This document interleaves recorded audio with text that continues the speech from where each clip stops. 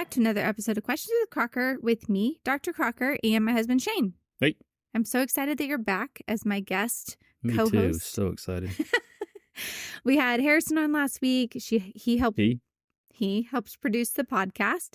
It is late at night, and we are getting this done because you are about to go to town and leave me for a couple days, which is a little bit of role reversal because usually I go out of town and leave you for a couple days. So how are you feeling about it?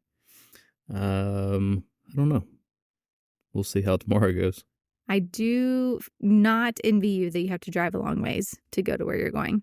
I usually jump on a plane and it's a little more straightforward, a little easier. That was an option, but I like having the flexibility of leaving when I want to leave. Coming home when you want to. Yeah. Yes, I love that too. So me and the kids are going to hold the fort down the next couple days. Let's introduce ourselves. I'm Dr. Crocker. I'm an emergency veterinarian. I also own a small animal general practice in Fort Worth, Texas. And you are? Your husband. What is your role here? I don't know. What expertise do you bring to this situation? I don't know that either. I pay the bills. Make sure we have cash in the bank. You're Shane Crocker. You're an entrepreneur. Balance accounts.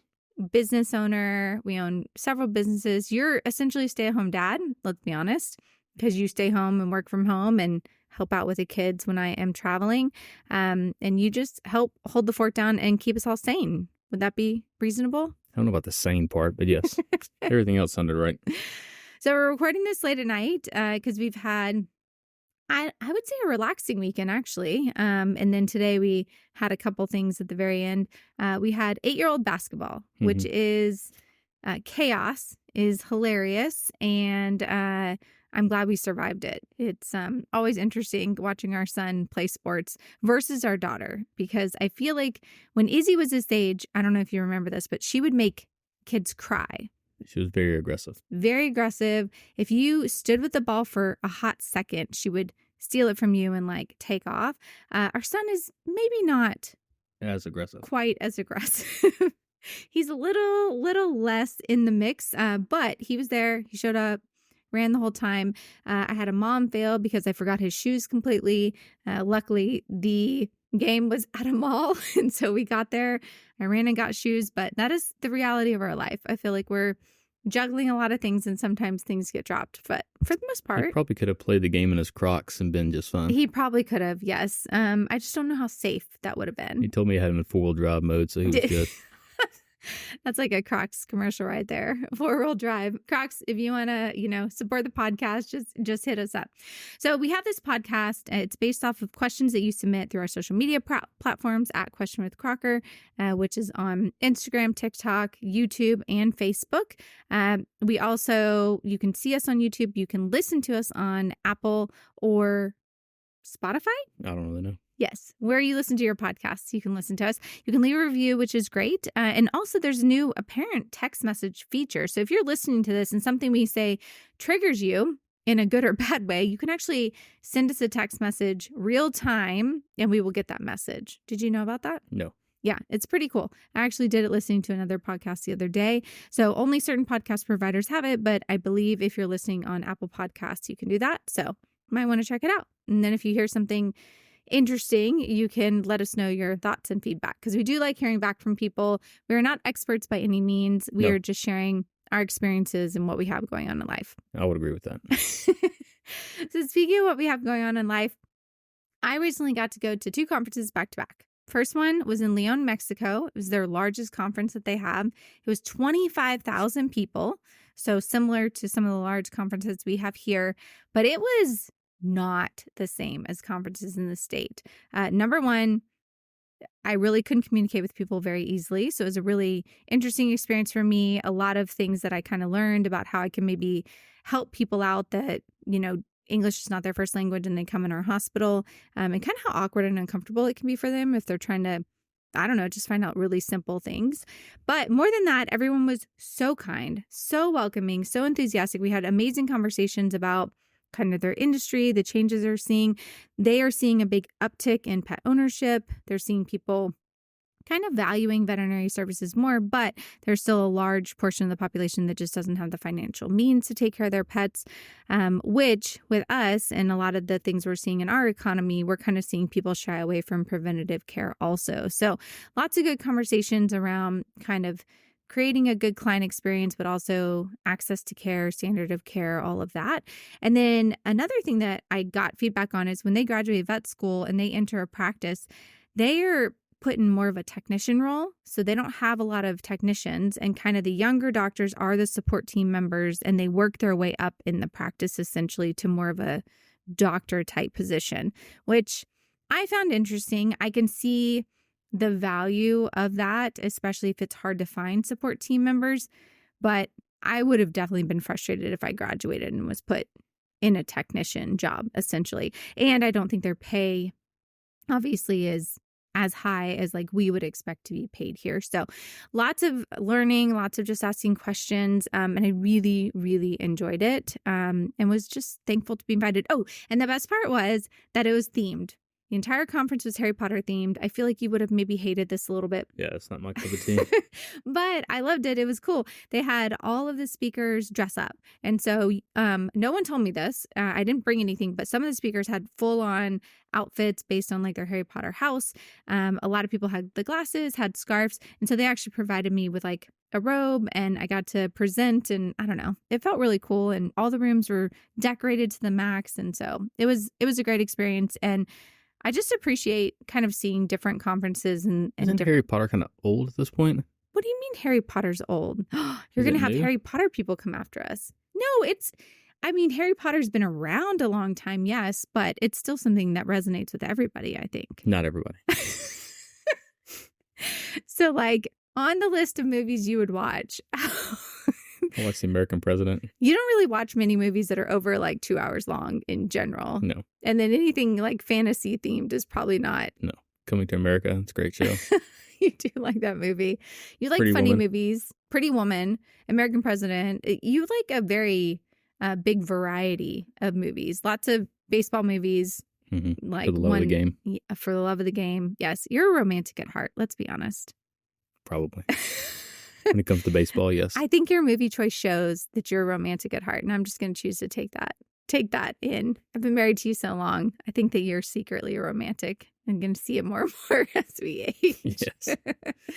And then I got to go to IVEX, which is the largest like emergency ECC conference, and I was speaking on a panel there, and it was very cool because I was speaking with Darcy Palmer, who is really well known as she's specialized in anesthesia as a veterinary technician, and then Dr. Jane Quant, and she works, I believe, at Georgia, and she's an anesthesiologist. So two like brilliant people when it comes to anesthesia. And we did a panel on Xenalpha, which is a newer sedative from Decra, and they taught me something very, very cool. So there's apparently an acupuncture point under the skin. So if you like kind of draw a line from like the dog's eyes up to a point, and you can actually tent their skin. So pick their skin up, and you can give a sedative right here sub-Q, and it works just as well as if you give it in the muscle. So I was like, wait, so you can just give this in like the head under the skin and it's going to work in sedatum? And they said yes, and it works really quickly. And so what they think is there's like a grouping of alpha-2 receptors right there, which is the type of sedative this is, and you can use it and it will work just as well. And it's great for aggressive pets that don't want you to be near their back end or their feet, their legs, which a lot of like Rottweilers and Malinois and German Shepherds are really weird about kind of their extremities. And so you can pet them and you just kind of like pinch your skin above the eyes and you give the medication right there. Isn't that weird? Yes. But it's cool. Cool. I love talking to people So how do they figure they're like, oh, let's try this? They did actually, yes. Apparently it's a well-known acupuncture point that's used for a lot of different things. And someone had been kind of experimenting with other medications. And so they were like, actually, let's try this. And they found that the alpha-2s worked really well and really quickly there. So I'm going to try it. I'm very open to trying things, especially when someone as smart as these two tell me like, hey, this would be worth checking out. So it was a fun panel. I actually am going to do it again at VMX. So if people are there, they can listen to it, and maybe at Western. So it'll be a good time. Any chance you're getting hazed? I'm not getting hazed. No, this is like there's hundreds of people in the room. They wouldn't just tell me one thing to like mess with my head and be like, hey, go start giving dogs shots in their head and see how it works out. Just saying.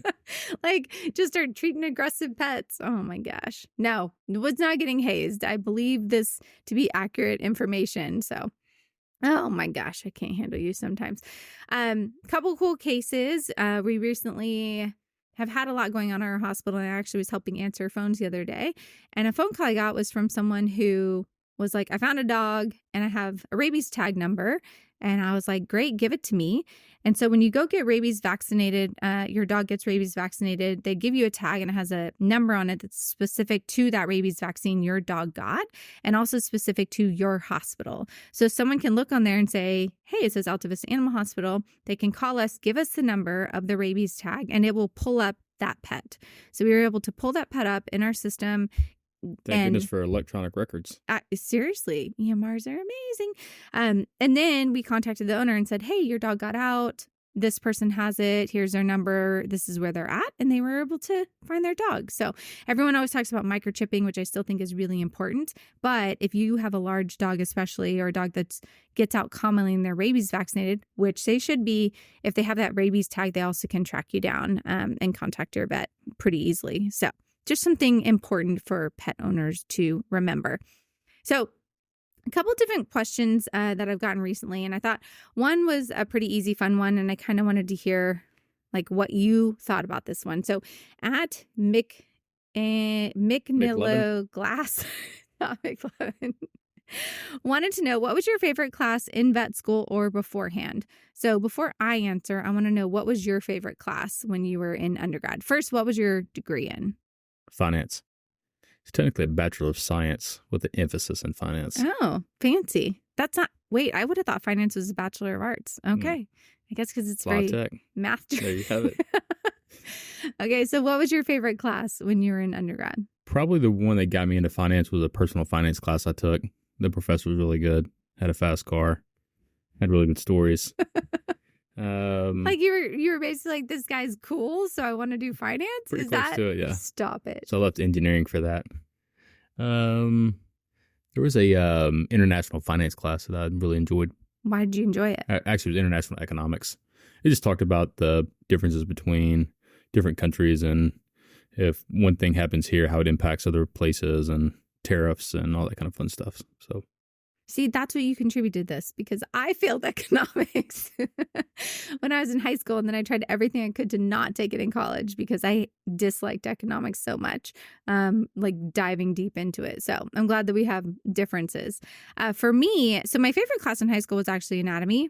And that was one of the reasons I really wanted to get into medicine. We did anatomy and it was actually like an advanced anatomy class, and we dissected a ton of different things in that class. And it was just cool. It was cool how the body worked. It was cool how the kidneys did the things that they did. And it was anatomy and physiology. So we talked about kind of all the organs and how the body worked and got rid of toxins, and your blood flowed and your heart worked. And I was just fascinated, which is good because when you're going to learn about different species and do surgery, eventually you really need to be good at anatomy and physiology. So that in undergrad really solidified for me. I wanted to do something in medicine, one way or the other. And then in vet school, I was trying to think if I had like a favorite class overall. I don't know that I had a favorite class. Third year was great because you got to do electives. So you got to pick classes.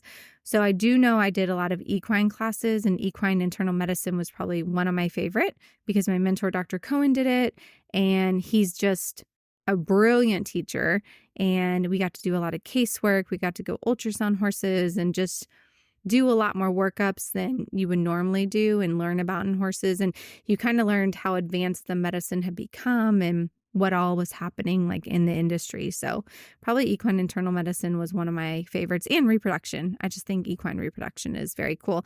And I worked in the repro lab, scraping ovaries to get oocytes so they could do different research. And we talk about that in finance all the time. You didn't scraping ovaries.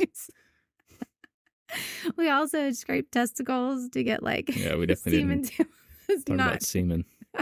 Talked about getting screwed a lot, but Stop it. You can't say that. This is a family podcast. You can get me in trouble.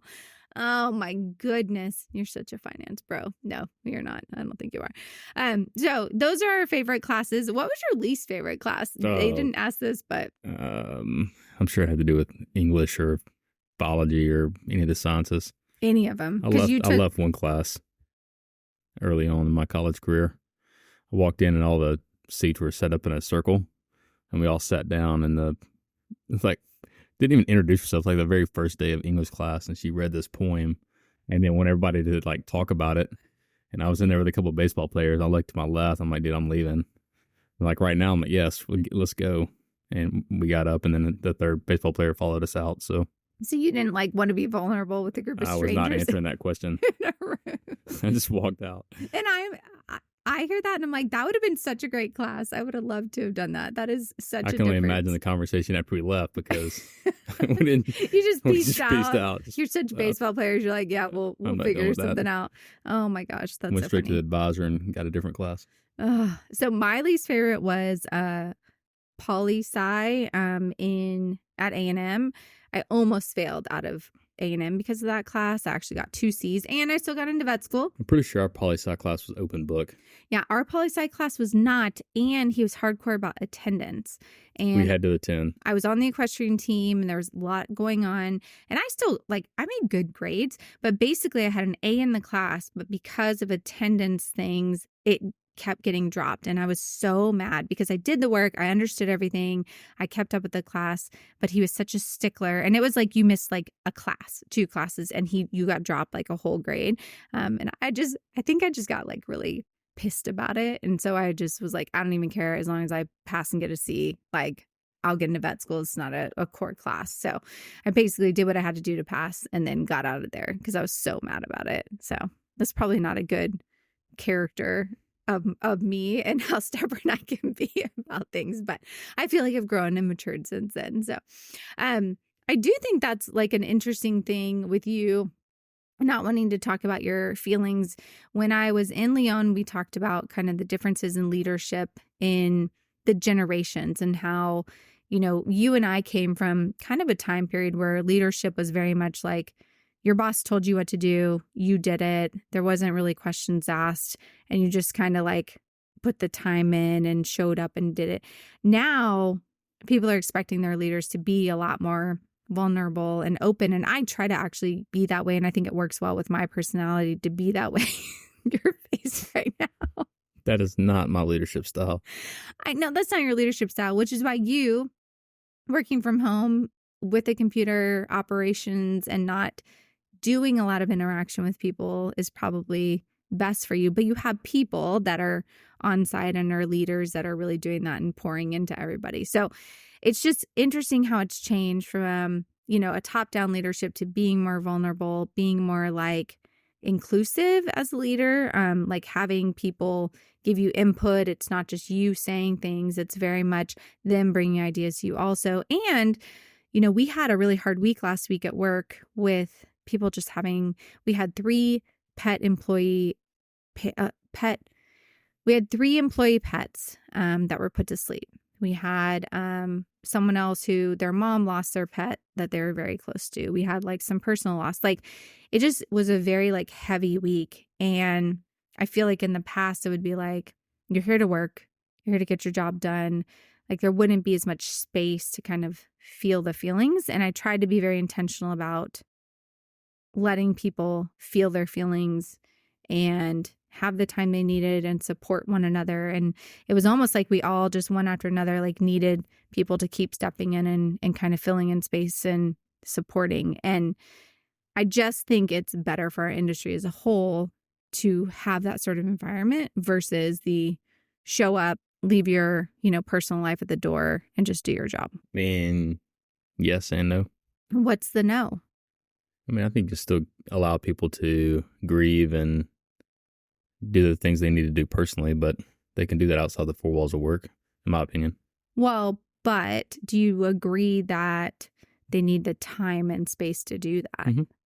Like, I think that the expectation. But I also manage with, I don't care when you come to work or what you do, as long as the work gets done, right? So right. And that's different in a vet hospital. We have to be there between 8 and 5 to see cases and do things. But I don't have a problem letting people take time and regroup and come back when they're ready. I think that's one of the reasons why we I'm trying to intentionally kind of keep us staffed up so that if people do need time off, that we can cover for one another. But I also, and I know you as the finance guy might not like this, but, am happy to like mark us out a little bit extra on appointments if there's just so much going on and we know someone has to leave early to go take care of something. Like, I don't want the team to be overwhelmed because we're having to kind of cover for one another. Completely agree with that too. Here's the reality though. If we had a practice that we needed to, this is going to sound weird, but if we needed this practice to make as much money as possible so that we could survive and feed our family and keep our roof over our heads, etc., you can still do that, but at the cost of the customers, because you have to raise prices so that your margins are maintained, right? That makes sense. So if you're going to see less, we overstaff and we have the luxury of seeing less and not making money really, but we don't have to necessarily survive out of this practice. I know that's probably not great to hear or great to say. It's not an experiment for us, but it is in a way. It's a way for us to try things and learn the industry and give back when we can. The reality is if we had to live out of this practice and we wanted to continue to do that type of staff model, we would have to increase prices to maintain margin. That's actually interesting you say that because, and let's explain a little bit more for people that maybe haven't listened that much. With the practice, I'm the owner, but I don't work in the practice every day. I work emergency shifts. So we take care of our family and supplement our income with emergency shifts versus me pulling money out of the practice as the owner. And we still run our numbers as if we were going to be. And we're profitable. I'm not saying we're not profitable. We're profitable. Yeah. But I get what you're saying. And also if on top of that, I was the sole breadwinner, or if we wanted to live a different, lifestyle, or if we had major debt from either school or something else, like there's a lot of factors that go into the way that we are able to run things 100%. I also think, though, there's an intentionality when you're setting up a practice and how you want to do it. Yeah, it's a cultural thing. Anyone can do what I'm doing. Anyone can say, I'm going to own a practice and set it up, but I'm not going to be the primary vet there. And I'm going to do something else to supplement my income, whether that's consulting, picking up yard shifts, doing stuff. So it has been a very intentional decision. But yes, it does allow me to not take money out of the practice that most practice owners would need to survive on. So the margins that we run are lower because I'm purposefully trying to keep prices lower. And that is definitely a cultural thing and a community thing for the pets, which leads directly into kind of the big final question that we got. So I thought this was interesting. Dr_Chantelli wanted to know, do you agree that vets who become owners seem to value money versus pet interest? The pet's best interest? I would say that they do not. I think just like anything else, there's an 80-20 rule that probably applies here. You probably have 20% of veterinary owners that value being as profitable as they can. Probably not to the extent of harming pets or not practicing quality medicine. Right, like being shady or doing things that they shouldn't be. But I think an 80-20 rule. And we're talking about private practices. Yeah, I think an 80-20 rule probably applies. 80% of your practice owners have to support their family and make money and survive, but they probably care more about the medicine and the pests than they do about the financial bottom line of their practice. Is my gut. My gut too. And I want pet owners to hear me on this. I struggle daily with trying to help pet owners because I know everything is so expensive now. Like we go to the grocery store too. We put gas in our cars. We know how much things cost now. I struggle so much with trying to help them because it is hard economically right now, but also pay my team well, also provide health insurance, which wasn't being done before I became a practice owner. Also be able to purchase things that make us practice better medicine and higher quality medicine and safer medicine for the pets. And it is literally a daily struggle. And it is so frustrating. And honestly, like hurts my feelings, which is stupid, but it bothers me so much that people think that it has to be one or the other, that you have to either care about pets, so you just aren't going to make money as a owner, and you're going to just give and give and give, and that's what you should do as a veterinary practice owner. Or you're going to take care of your team. Your prices are going to be really high because you're just trying to make as much money as possible. Vet practice owners have to care about money because they have to take care of the people that work in the practice. Yeah, I was just running quick numbers, and this obviously not just a vet practice, but in the businesses that we have ownership in or partnerships in, we run payroll close to probably $3.5 million a year. That's families that we support in a way. Like, they work hard, they show up every day, they give us everything they have, but 3.5 million or so goes back into providing food and shelter for a lot of families. Yes. If we don't prioritize that and make that a priority, we can't keep our doors open. We can't keep these people employed. And I get it, because I think when you live somewhere like where we live right now, it's us and like maybe 2 other private practices in a very small radius, and the rest are corporate. So if you go to the practices around me and you see how much we're charging and you feel like it's a lot, you are automatically going to assume that we are the same way. But I really encourage pet owners to, if they want to find a practice that is privately owned and is probably not charging as much as some of those corporate practices, like, they're out there and you can support those practices, and we need you to support us, because my marketing budget is not as big as these other practices. My budget to get veterinarians and pay big bonuses is not as big. I have to pay more for inventory. Like, we are fighting the battle against some of those big entities, and I'm happy to do it because I think there's a place for small practices to be. But it's just so disheartening to read comments from people lumping everybody together. Yeah, I was going to also say it needs to be a team effort, right? So as a veterinarian, I think it's your responsibility to recommend the highest level of care that you can recommend, right? You can't shame people if they can't afford that. Right. I think it's your job to recommend it. It's also the patient's owner's responsibility to say, I wish I could do that. I can't afford it. What else can I do? Right. And have a conversation and be a team about what can really be done. And you can't always get, the Cadillac service if you can't afford it. And that is probably one of the issues now, is pet owners expect that you're going to do a lot for a little bit of money. And what we can do is so much more than like when even I was growing up with pets. I mean, the capability that we have to diagnose and to treat animals is dramatically more extensive, but also more expensive than it used to be. And I can get in trouble if I don't give owners the options of like everything they can do.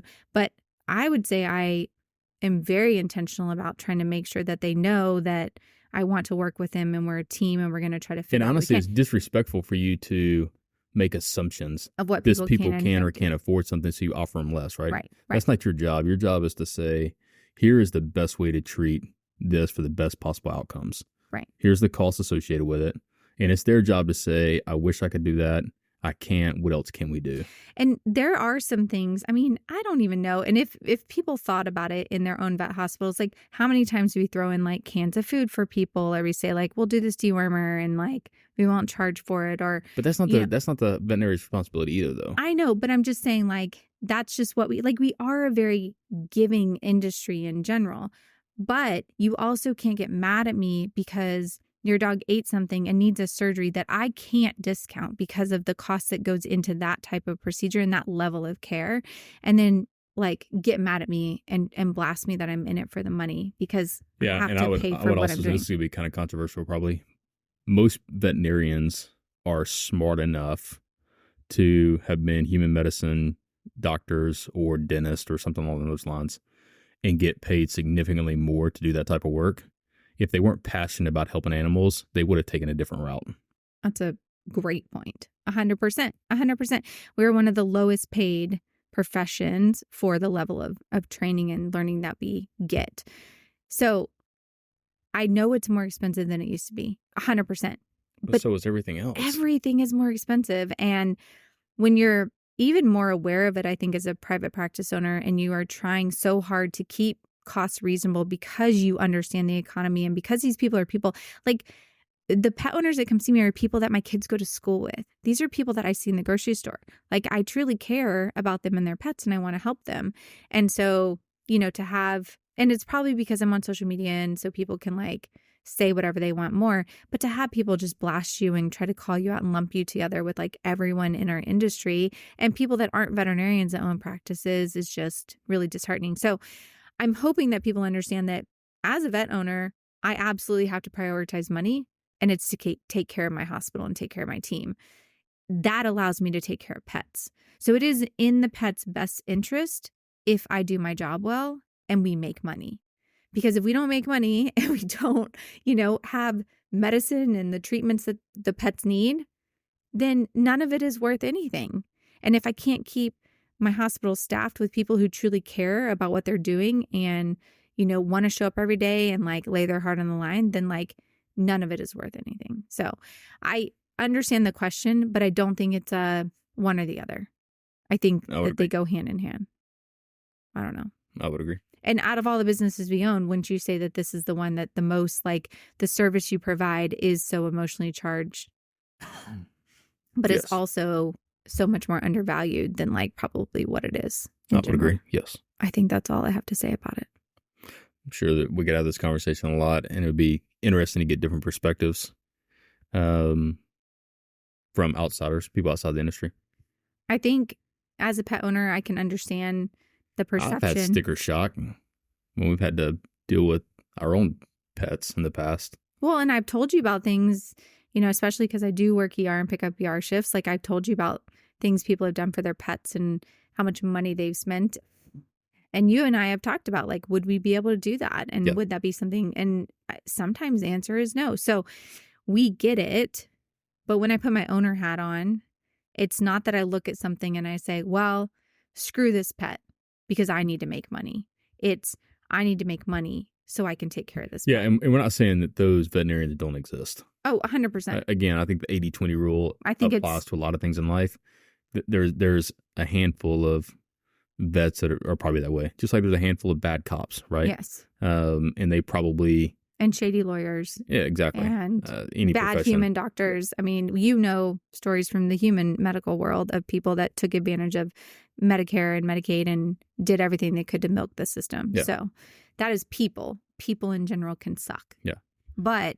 don't lump the whole industry into that. No. Now, I will say... Are you saying something controversial? A little bit. Private equity coming into the veterinary field is probably not the best thing for pet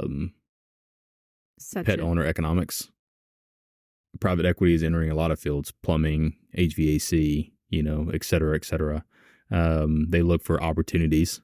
And for a while, the vet space was an opportunity that they explored. I think they're finding that it's not quite as green pasture as they thought it was. Yeah. But I think that probably hurts some of the pricing over the last few years. 100%. And I know corporate practices that you have a group of them and one is doing extremely well and the other ones are struggling. And this one is required to have a crazy profit because it's all looked at as the same. And everything else. But again, I don't think all private corporate practices are bad either. No, I agree. So the big thing for a pet owner would be call around, ask about prices, ask your neighbor, and if you're not happy at your vet, go somewhere else. Yeah, look somewhere else. Try something different. And then for private practice owners, I just encourage them, because there are a fair amount that listen to this podcast, to really focus on the pet owners that do appreciate you and focus on your team and keeping them strong and taking care of them. And they will continue to provide the best service, which then will continue to get pet owners that do value you and respect what you do. And my guess is most people value the industry. Mm-hmm. It's that very loud few that stir up the pot. Yeah. But my guess is the majority of the people value the profession still. I think so. And I do get a lot of really positive comments still online that make me remember that. I think sometimes, like you said, that minority just really jumps in there. So And just because last week emotionally was tough, I think I just am like kind of at a little bit of a low point with all of it. So this question was one I really felt like I needed to address because it feels like something that needs to be out there and be answered. Hopefully that helps. And if even one pet owner hears this and maybe thinks a little differently about it, then we'll have done our job. So we're both tired. I have a therapy session this week, so hopefully that'll help me. I'm getting up at 4:30. You're getting up at 4:30 a.m. We need to get the kids in bed. So we're going to sign off. Remember, you can follow us and submit additional questions or feedback from the episodes at Questions with Crocker on any of the social media platforms. You can watch us on YouTube and you can listen to us on Apple or Spotify. We really appreciate your reviews. We appreciate you being here and have a wonderful week. Thanks so much.